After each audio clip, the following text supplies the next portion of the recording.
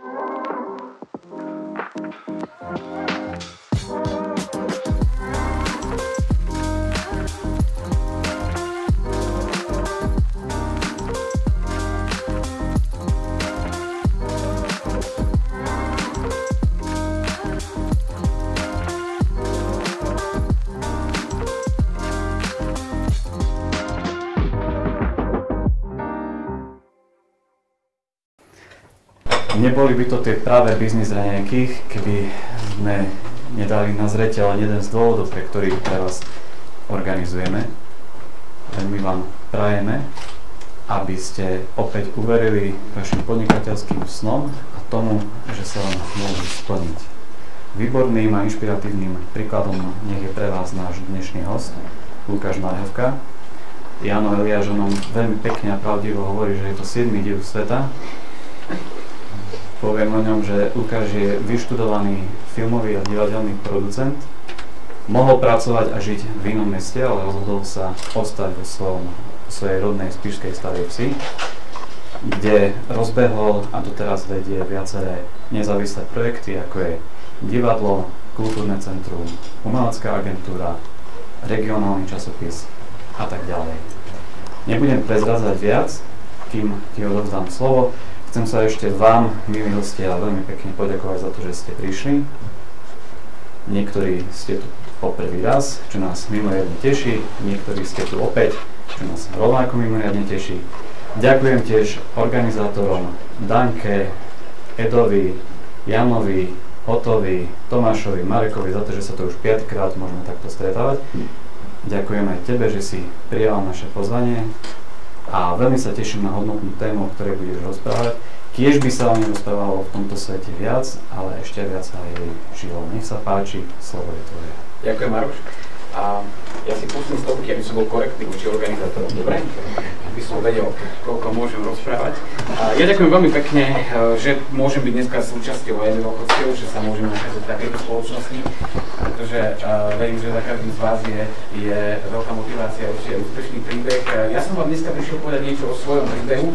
A ten sa začína v štádiu, kedy končím Vysokú školu muzických umení v Bratislave a sadám do vlaku a hovorím spolužiakom, že idem domov, že budem žiť a tvoriť tam. A oni sa teda na mňa pozerajú, že som sa zbláznil, lebo robiť film, divadlo a všetky tieto veci sa hodí viacej v Bratislave, ale mal som na stole ponuku z Markízy, veľmi slušnú. A hovorím, že nechcem ja robiť toto, lebo mám pocit, že začíname v tomto svete tvoriť príliš veľa balastu len preto, aby sme chytali ľudí, aby sme chytali čísla, aby sme zarábali peniaze zajtra. Ale vravím, že nie, chcem ísť do Zamagúria. Oni sa ma pýtajú, že prečo ideš do Pienina Zamagúria. Lebo sa tam dobre žije. Jak sa tam dobre žije? Vravím, bratislavský podnikateľ si kupuje chalúpku na Jezersku, aby tam strávil 2 týždne. A ja tam nechcem ostať žiť. Tak pre mňa to je kľúčové ostať tam žiť, pretože ráno sa zobudím a vidím kopce, ráno sa zobudím a nadýcham sa skvelou vzduchu. Ono to znie ako pátos, ono to znie ako klišé, ale preto som tam ostal žiť. No a do toho všetkého teraz vlastne, OK, ostávame žiť v Zamagúri, moja manželka Simonka to nejako teda prijala A no nebolo to až také ťažké, lebo sme vlastne od detstva susedia. A tak sme si povedali, dobre, no čo tu teraz budeme robiť? Radi chodíme do divadla, radi chodíme do kina, radi chodíme na koncerty, radi chodíme na diskusie a tak ďalej, ale toto nie je. Chceme žiť a toto nie je, tak to poďme spraviť. V roku 2009 sme založili Ramagu a povedali sme všetkým, čo ideme robiť. Všetci sa nám pozreli, či sme normálni. Som povedal, že ľudia, nech žijú kdekoľvek na svete, potrebujú hodnoty, potrebujú kvalitný obsah a potrebujú umenie, pretože kde nie je kultúry a umenia, tam jednoducho podľa mňa chátra duša.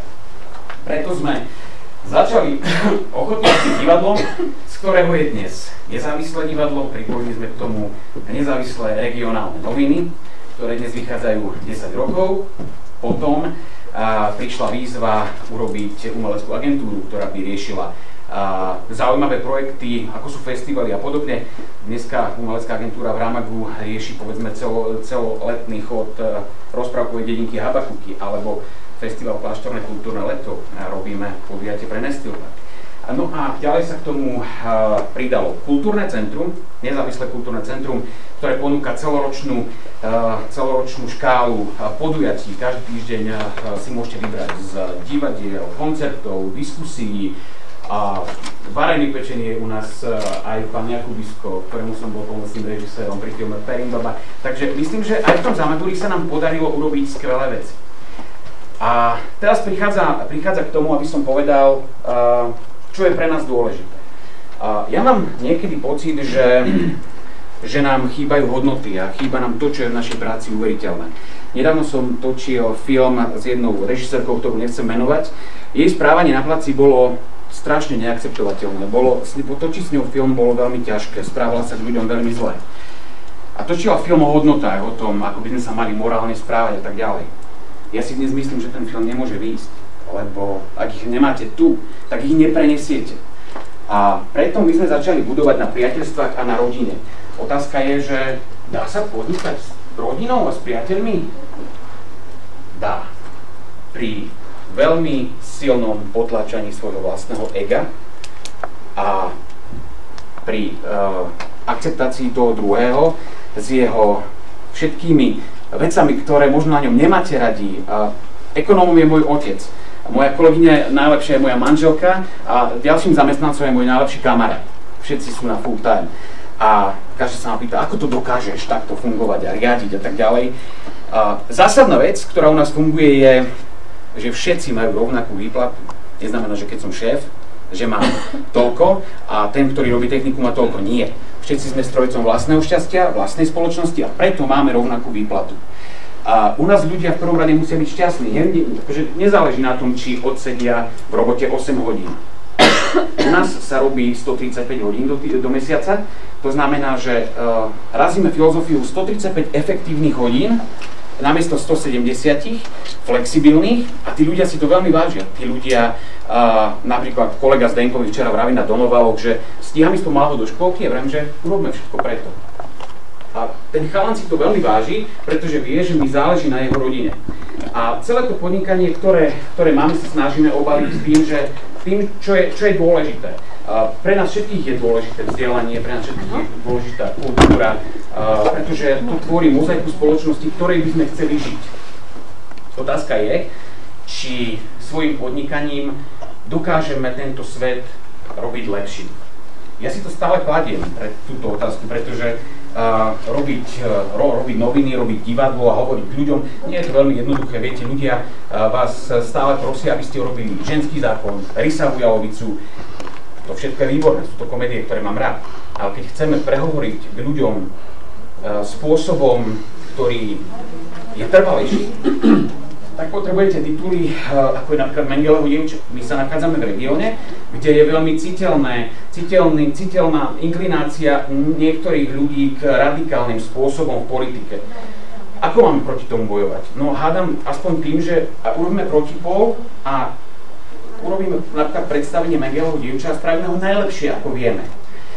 A takto sa nám pomaličky darí presvedčiť ľudí, že aj dráma môže byť skvelá a že nie všetko je komédia. Mňa občas trošku mrzí na tomto svete, je ten balast, ktorým sme vlastne často obklopení, pretože idete na Instagram, rolujete ho a zistujete, že sa niekto točí, ako je špagety, ako ochutnáva niečo a tak ďalej. A ja sa pýtam, že ja sa sám pristihnem, že prečo toto pozerám 10 minút. A potom si zapnem STV2, tam ide hodnotná divadelná hra a ľudia to vypínajú a povedia, že ja to neviem pozerať, lebo tomu nerozumiem. To sme si mohli my celé povedať na začiatku v tom Zamaguri, my to nebudeme robiť, lebo to tu celé nemá zmysel, lebo to tu nebude fungovať, lebo Spišská Stávec má 2200 ľudí, lebo Zamagurie má 8500 ľudí, jak tu môže fungovať divadlo s ľuďmi na full time. A premostím k tomu, čo je dôležité. Veľmi dôležitá v tomto celom je viera, že to raz vyjde. Veľká trpezlivosť a hlavne ľudia, ktorých máte vedľa seba a ktorých dokážete motivovať na toľko, že vám veria. My 13 rokov sme tá istá partia, máme tie isté telefónne čísla, 13 rokov spolu tvoríme a všetci veríme tomu, že to môže byť lepšie. Viera ale nestačí, pokiaľ tam nie je prítomný ďalší mechanizmus. Ďalší mechanizmus je dať si povedať. To súvisí aj s tým egom. Všetky naše aktivity sú postavené na tom, aby sme prijímali kritiku zvonku. Ako urobíte, povedzme, z Ochotníckeho divadla z roku 2009 divadlo v roku 2022, ktoré vyhralo, povedzme, celoštátnu prehliadku v roku 2021, v roku 2002. Simona je aktuálne držiteľkou najlepšieho hereckého výkonu sezón 2021-2002. Prešlo 13 rokov. Ako to urobiť? Môj recept je počúvať kritiku, počúvať odborníkov a dať si povedať. Chodíme na festivaly, kde nám hovoria, toto urobte tak, toto urobte tak, toto urobte tak. Sú to ľudia vzdelaní, ktorí vám povedia, toto by ste mohli robiť lepšie. Ale oproti vám sedia divadla, ktoré sa urazia a povedia, tak čo vy nám budete hovoriť, naši diváci nám tlieskajú. Ale ten divák sa môže najesť toho, čo mu dávate, ak sa nebudete posúvať. A preto je podľa mňa v podnikaní veľmi dôležitá kritika a jej príjmanie. Vďaka tomu, že sme počúvali a prijímali kritiku, že sme robili veľmi veľa vecí, ktoré neprinášali hmotný profit, ale len sa učili a dávali priestor tomu, aby niekto prehovoril k tomu, ako to máme robiť, sme sa dokázali zásadným spôsobom posunúť. A to je ďalšia hodnota, ktorú ja považujem v podnikaní za veľmi dôležitú. Načúvať kritike. Isté, že aj zákazník vám povie, ako som už rával, urobte Lisavu Jalovicu, urobte Ženský zákon. To je veľmi dôležité. Ale myslím si, že ak by sa na tomto svete točili iba ľahké romantické komédie, teraz naozaj nechcem nikoho uraziť, veľmi rád si to pozrieť, a netočili by sme filmy, ktoré riešia celospoločenské problémy, citlivosť voči tomuto svetu vzbudená v ľuďoch by bola menšia. Mieru tolerancie a mieru schopnosti vnímať toho druhého ako človeka nám práve umožňuje umenie. A práve preto sme sa rozhodli robiť naše podnikanie, robiť ho založeným na hodnotách a ukončím to tým, že ak by ste čakali takýmto projektom, že zajtra budete mať profit a že budete všetci zamestnaní, nie je to možné. Ramak by sa dostal do dobrých čísel až v roku 2010. To znamená, že takmer 11 rokov to veľmi bolelo, ale verili sme tomu a dávali sme do toho hodnoty a vieru. A snažili sme sa to robiť dobre za podpory kritiky. A dnes z toho vyrastlo niečo, na čo som veľmi hrdý a musím povedať, že je to pre mňa veľký zázrak. A ukončím to tým, že som vlastne o tom napísal knihu, ktorá vyšla v marci, volá sa Zamagurský manifest šťastného blázna, ktorej vlastne ten celý náš príbeh vysvetľujem podrobnejšie. Ak vás kniha zaujme, tak nejaké tlačky sú k dispozícii, cena knižky je symbolických nejakých 10 € a tam je ten príbeh košatejší. Dúfam, že som časovo organizátorov nesklamal, toľko to môj príbeh a príbeh rána. Radi by sme vám tiež pripomenuli, že okrem nášho webu www.biznisraňajky.sk sme sa rozhodli spustiť aj komunitnú facebookovú fanpage Biznis Raňajky Poprad, na ktorú vás srdečne pozývame. Pravidelne na ňu budeme pridávať hodnotný obsah, zaujímavé know-how, nové informácie či zábavné novinky zo sveta biznisu. Ďakujeme vám za pozornosť a už teraz sa veľmi tešíme na ďalšie osobné stretnutie pri ďalšom vydaní Biznis Raňajok Poprad. Dovidenia a pekný zvyšok dňa.